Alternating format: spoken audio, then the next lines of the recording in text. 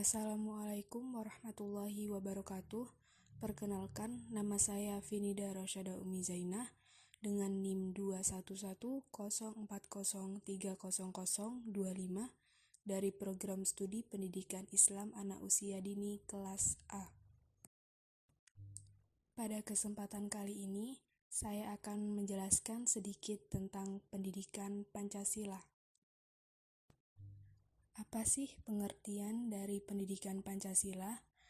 Jadi, pendidikan Pancasila merupakan usaha sadar dan terencana untuk mewujudkan suasana belajar dan proses pembelajaran agar mahasiswa secara aktif mengembangkan potensi dirinya untuk memiliki pengetahuan, kepribadian, dan keahlian yang sesuai dengan program studinya masing-masing.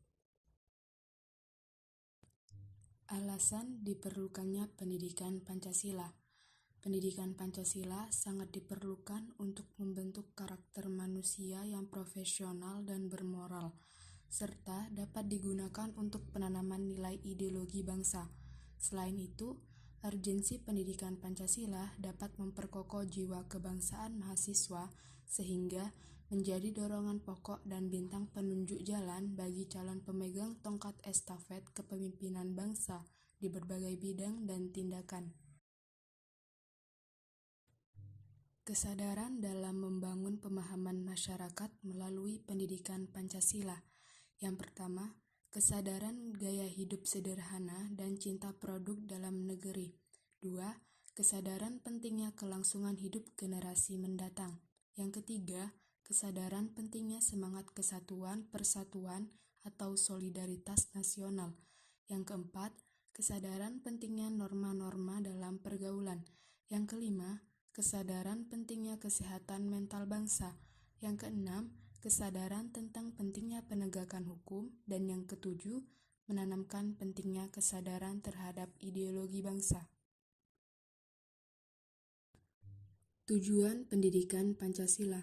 Yang pertama, memperkuat Pancasila sebagai dasar falsafah negara dan ideologi bangsa melalui revitalisasi nilai-nilai dasar Pancasila sebagai norma dasar kehidupan bermasyarakat, berbangsa, dan bernegara. Yang kedua, memberikan pemahaman dan penghayatan atas jiwa dan nilai-nilai dasar Pancasila kepada mahasiswa sebagai warga negara Republik Indonesia dan membimbing untuk dapat menerapkannya dalam kehidupan bermasyarakat, berbangsa, dan bernegara.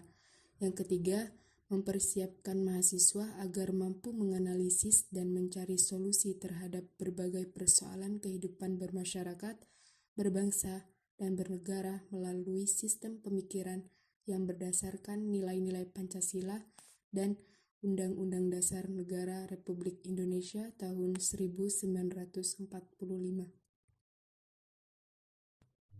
Dinamika pendidikan Pancasila. 1.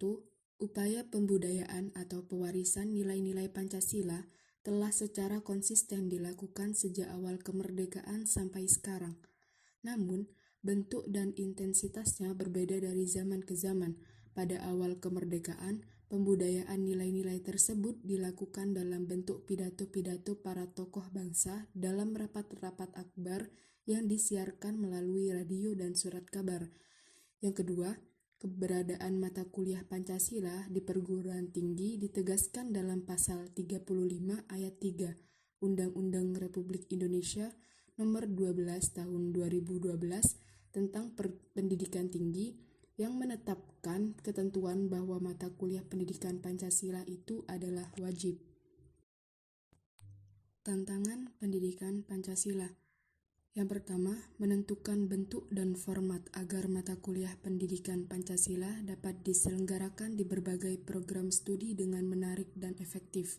Yang kedua, tantangan ini dapat berasal dari internal perguruan tinggi, misalnya faktor ketersediaan sumber daya dan spesialisasi program studi yang makin tajam, yang menyebabkan kekurangan ketertarikan sebagian mahasiswa terhadap pendidikan Pancasila.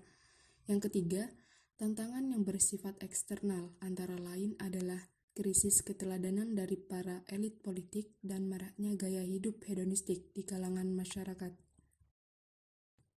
Sumber pendidikan Pancasila. Yang pertama, sumber sosiologis pendidikan Pancasila. Dapat mengkaji berbagai hal dalam bidang sosial secara arif dengan mengacu pada standar nilai-nilai Pancasila. Yang kedua, sumber historis atau sejarah pendidikan Pancasila. Masyarakat maupun mahasiswa dapat mengambil pelajaran atau hikmah dari berbagai peristiwa sejarah. Yang ketiga, sumber yuridis pendidikan Pancasila, menegakkan undang-undang atau law enforcement yang merupakan salah satu kewajiban negara yang penting. Yang keempat, sumber politik pendidikan Pancasila, mampu menafsirkan fenomena politik untuk menemukan pedoman yang bersifat moral sesuai dengan nilai-nilai Pancasila untuk mewujudkan kehidupan politik yang sehat. Demikianlah materi yang saya sampaikan. Kurang lebihnya mohon maaf dan terima kasih. Wassalamualaikum warahmatullahi wabarakatuh. Thanks for watching.